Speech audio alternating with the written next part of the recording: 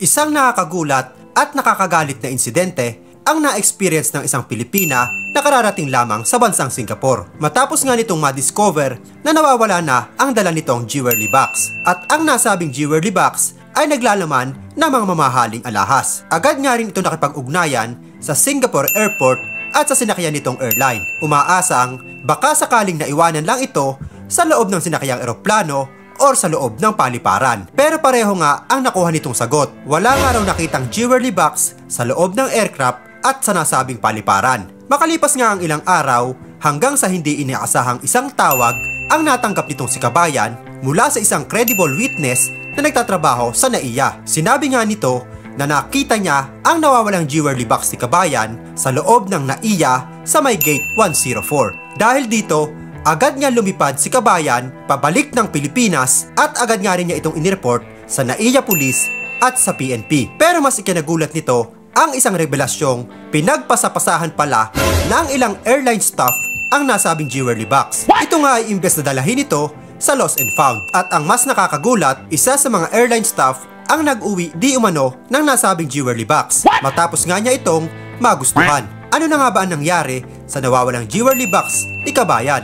Naibalik pa kaya ito sa kanya? O tuluyan na ba itong nawala sa kamay ng mga taong dapat mapagkakatiwalaan ito? Alamin natin ang buong kwento at mga dapat nating matutunan tungkol sa insidenteng ito. Mo yan. Ay, nandyan ba si Kim? Kim!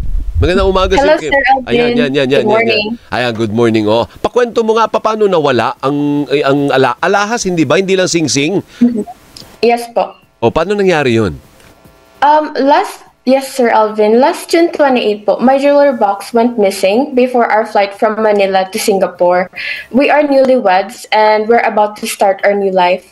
Inside the box were our wedding rings, 2 rings, my ring and my husband's, my diamond necklace, and my earrings. And I understand maybe it was left behind inside the aircraft or Changi Airport, but I reached out to them. Unfortunately, wala daw sa kanila yung item. So I tried to contact NAIA Terminal 3 and even flew back to Manila because I received a chat message from a credible witness, which is an airline staff, that she saw my jewelry box at gate 104 pre-departure podium. So naiwan sa Manila yung jewelry box. Opo. Oh, okay. So nung di bumalik ka pa, no? Grabe naman yun. From Singapore, agad-agad bumalik ka ng Manila. After 5 days po. After 5 days. Okay, so nung bumalik ka ngayon, di kinumpronta mo yung airline. Pumunta ka muna sa airport police. Yes po. First po, pumunta ako sa PNP and then airport police. Okay, tapos di kinumpronta mo yung ano ba airline itong sinakyan mo? Cebu Pacific po. Cebu Pacific. O yung mga friends natin sa Cebu Pacific, baka nakamonitor kayo kung gusto nyong sumagot dito kay ma'am. Ay, balik mo yung pangalan. Ba't mo nawala yung kay Kimberly, ha? Kung gusto nyong mag-react, sina Carmina. Carmina, baka gusto nyo mag-air ng side ninyo, pwede, ha? So, okay. So, kinausap mo yung taga Cebu Pacific. Anong sabi? And then, she confirmed naman po that she saw my jewelry box. Sino yung she? A staff po ng Cebu Pacific. So in-accommodate ka naman. Maayos naman nakipag-usap yung mga taga Cebu Pacific. Yes po. They were very cooperative po. Very good. So, tapos, anong nangyari? And then, yes sir, this is the lead. Nagkaroon po kami ng lead sa investigation. And then this is where we backtrack for 3 full days. We backtrack the CCTV nung June 24 to 12 p.m. June 28, 12 p.m. Okay. And based po sa CCTV, the first staff member who was seen holding my jewelry box was also a airline staff member, sabihin natin airline number 1. But we are still waiting for official statement from the airline staff how she came into the possession of my jewelry box. Wait nalito ako, sorry. Bakit airline number 1? Ibig sabihin, hindi na ito Cebu Pacific, ibang airline naman. Yes, ibang airline po, yes sir. Ay bakit napunta sa kanya? Akala ko sa Cebu Pacific ka sumakay. So ibig sabihin parang pinagpasapasahan. Yes, sir. That's exactly what happened. Pinagpasapasahan nila yung jewelry box. Pero may jewelry pa, hindi na lang box ang naiwan. May jewelry pa naman sa loob. Yes, but during that time po nung we reviewed the CCTV footage and it showed that more than 10 airport staff member from different airline and security agencies have seen the item and passed it to the next staff. They opened it, they handled it. Yung iba hinawakan pa po and sinukat pa yung ring and yung earrings, but not a single one of them had the heart to return it to the lost and found office. Kaya nga, bakit ganun? At saka bakit pinagpasapasahan? Pero kung may intensyon naman, Kimberly, na dekwatin o nakawin, o di hindi na nila ipasa-pasa yun? Yes po. This is also very sad and heartbreaking for me because this is valuable items, our wedding rings, but instead it was passed around, it was stolen, it was neglected, like they mean nothing. So yung issue mo, Kimberly, yung issue mo ay hindi naman pagnanakaw. Ibig sabihin, nabalik naman sa'yo lahat ng jewelry mo. Yes po, after the APD recovered it. But ninakaw po talaga nila. Ayun. So, ibig sabihin po, lahat ng jewelry ni Kimberly, nabalik sa kanya yung dalawang singsing, yung diamond necklace. Ano yung isa? Earrings po. Earrings. So nabalik lahat. Kaya lang ang reklamo ni Kimberly, nakita kayo sa CCTV na pinagpasapasahan ninyo and yet wala ni isa sa inyo ang nagbalik nito sa lost and found. Tama ba ang pagkakaintindi ko? Yan ang issue mo. Yes, sir. So ano ang gusto mo mangyari ngayon, Kimberly? And for now po, because I spent a lot of time sa airport police and surveillance, and I really hope that this will not happen again. I urge the new NAIA department that they will reinforce their protocol from the smallest roles to the highest offices, that this may not happen again in the future, because this isn't just about my stolen jewelry, it's about every traveler who deserves safety. I really feel for all the Filipinos who are traveling palabas man o pabalik ng bansa, traveling through NAIA Airport, because we all deserve to feel safe, tayo or yung mga gamit natin. Tama yun. Sa totoo lang, tama po yun. Sa ibang airport, although hindi naman lahat ng airport, kasi marami din magnanakaw sa ibang airport, sa ibang airport, ang pag may nakita ka na hindi sa'yo, kung honest ka, ang next na move is to turn it over sa lost and found kasi hindi nga sa'yo eh. Tama? Yes, sir. Oh. Anong tulong naman sa'yo ng mga taga-airport, taga-NAIA? Kasi may bago tayong operator ng NAIA, private na yung nag-ooperate ngayon, although nandyan pa rin yung mga taga-MIAA. Ano naman yung tulong? Ang tumulong kasi sa iyo kamo, airport police, di ba? Iba yun. PNP yun, di ba? Anong ginawa ng mga taga-NAIA? Tinulungan ka ba? Yes, sir. They gave us smooth access to all the staff involved so that we can interview them, and also they escalated this concern so that it will be resolved safely. Oh, may AirTag daw ba yung jewelry box mo? Nilagyan mo ng AirTag? No po, wala po siyang AirTag nung nawala. Upon retrieval, nilagyan ko na po siya ng AirTag. After na. After, kumbaga natuto na si Kimberly, nilagyan niya ng AirTag. Pero paano yung sinasabi mo inuwi ng staff? Paano mo nalaman na inuwi ng staff yung ano bang inuwi niya? Yung sing-sing o yung earrings? Inuwi niya po is yung jewelry box mismo, and nandun yung diamond necklace na nakatago. But she said po na she didn't know that it has valuables inside. Kasi yung gusto niya lang po is yung jewelry box. Kasi nagustuhan niya daw. So she took it home. But initially po sa report niya is, sabi sa statement, it was in the vault the whole time nung first time niya nakita yung box. And then she changed her statement po during July 13th. The truth is, inuwi niya talaga. And then pinaangkas niya back to the airport from her residence. And then she secretly placed it back to the airline's vault when the APD was trying to recover the item. Oh, Then she just covered up, saying that it was there the whole time. Hindi, pero dapat kung ikaw ay nakakita ng ganyan, ang dapat mo unang ginawa, i-turn over mo sa lost and found. Ba't mo inuwi? Di ba? Yes. Ay, taga saan ba itong babae ba ito? Yes, sir. Oh, ano to? Ito yung sa janitorial ba ito o sa airline? Airline staff member, sir. Airline staff member ng Cebu Pacific na ito. Kasi kanina may iba ka pang binanggit eh. Ito ngayon taga Cebu Pac.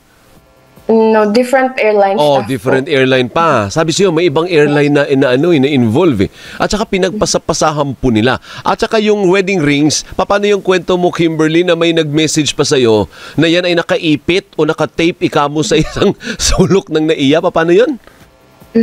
Yes po. I received anonymous text message that my ring was placed under the table nung gate 104 podium kung saan nagsimula tong search namin.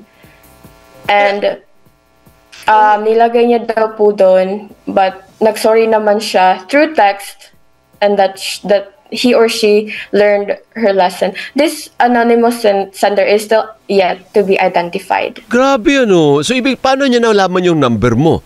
Siguro nung nagpapanik na, yung nagagalit na yung police na umamin kayo, siguro nag-guilty. Kaya nalaman niya yung number mo. Yes, sir. I actually gave all my number to all the personnel nung nasa one room lahat ng involved, because I gave them within 24 hours. If they don't return the 2 rings, I will press charges against all of them, their airlines, and their agencies. And I will see them again in court, not with police, but with my lawyer and in the court. Nakakahiya po. Ano po? Kimberly, ano ngayon ang mensahe mo sa pamunuan ng airport, sa mga airline, actually sa buong airport, kasi mga staff pala ito ng airline at airport, ano po ang involved. Ano ang gusto mong sabihin? Kasi kung ako Pilipino, kung nahihiya ako, nakakahiya.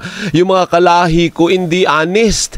Kumaga may tendency na magnakaw kasi binalik naman na guilty siguro, kinain ng guilt. So pero meron ka pa ring intensyon na iuwi o kunin ang isang bagay na hindi sa'yo.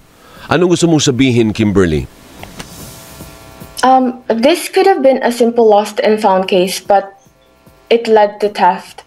And if only the staff followed their protocol sa lost and found, it could have ended differently and all items could have been intact if only the first staff who have seen the item returned it immediately to the lost and found.